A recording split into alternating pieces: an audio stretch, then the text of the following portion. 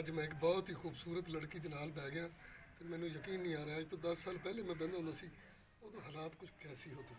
मैं ठीक हूँ आप सुनाओ। जरा ऊंचा बोलो, ऐसे बोलो जैसे अपने बंदे पर बोलते हाँ, हो। मैं ठीक हूँ। हाँ ये अंडा भी नहीं पता लगे बतख का अंडा निकल गया मरे। मैं ठीक हूँ, प्यार से ज़रा मोहब्बत से ये बताओ, ये तुम चाहती हो कि तुम किसी के मकान पे कब्जा कर लो? नहीं।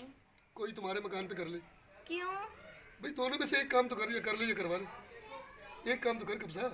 क्या मतलब आपका? भाई मतलब कोई नहीं है, मुझे ये बताओ शादी को कितना अर्सा हो गया? 10 साल। 10 साल? कख नहीं। नहीं। मैं तेन अपने बंदे ਨੂੰ ਕਹਿਣਾ ਜਾਂ ਆਪਣਾ ਹਕੀਮ ਬਦਲ ਲਵੇ। क्यों? 10 ਸਾਲ ਦੇ ਵਿੱਚ ਉਹ ਮੇਰੀ ਗੱਲ ਸੁਣ, ਪਿੱਪਲ ਦੇ ਬੂਟੇ ਤੇ ਫਲ ਨਿਕਲ ਆਉਂਦਾ ਹੈ, ਤੇਰਾ ਕੋਈ ਬੱਚਾ ਹੀ ਕੋਈ ਨਹੀਂ। क्या मतलब आपका? ਵੀ ਹੱਕ ਹਮਸਾਇਆ ਕੋਈ ਚੀਜ਼ ਹੁੰਦਾ, ਔਲਾਦ ਕੋਈ ਨਹੀਂ ਤੇਰੀ? नहीं। ਨਹੀਂ ਹੈ। नहीं। ਤੂੰ ਮਾਰਕੀਟ ਫਿਰ ਕੇ ਸੌਦਾ ਲਿਆ ਕਰ, ਅੱਲਾ ਤੈਨੂੰ ਹਮਸਾਇਆ ਦਾ ਹੱਕ ਅਦਾ ਕਰਿਆ ਕਰ। ਹਰ ਵੇਲੇ ਮੈਂ ਕੰਧ ਤੇ ਯਕੀਨ ਕਰ। नहीं अल्लाह पाक दे देंगे। ਹੈ अल्लाह दे देंगे। ਮੇਰੀ ਗੱਲ ਸੁਣ, ਸੋਫੇ ਤੋਂ ਜਿਹੜਾ ਅੱਲਾ ਪਾਕ ਦੇ ਦੇਂਗੇ। ਬੰਦਾ ਤੇਰਾ ਵਿਚਾਰਾ ਵੈਸੇ ਹੀ, ਮੈਨੂੰ ਤੇ ਨਹੀਂ ਲੱਗਦਾ ਤੂੰ ਗਲਤੀ ਕੀਤੀ ਹੈ ਜ਼ਿੰਦਗੀ 'ਚ। ਇਹੋ ਜਿਹੇ ਖਾਮਦ, ਓਏ ਚੌਕੀਦਾਰ ਨਹੀਂ ਰੱਖਦੇ ਅਗਲੇ ਡਿਊਟੀ ਤੇ, ਇਹੋ ਜਿਹੇ ਤੂੰ ਖਾਮਦ ਰੱਖ ਲੈ। क्या नाम है तुम्हारा? मेरा नाम लवली चांद। दूसरा लफ्ज ठीक है मेरे लिए, है ना?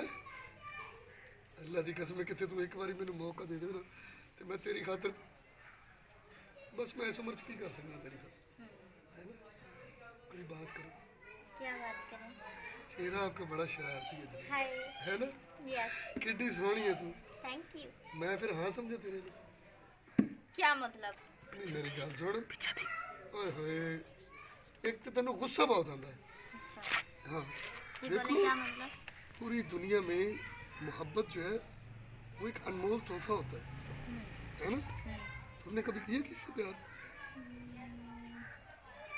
नहीं। हुण कोशिश कर, बल्कि अपने करीब ही गौर कर। नहीं। है मैं अब शादीशुदा हूँ। शादीशुदा तो उत्थे गनमैन खलो गया, शादीशुदा ताले लग जाते ने सड़क ते।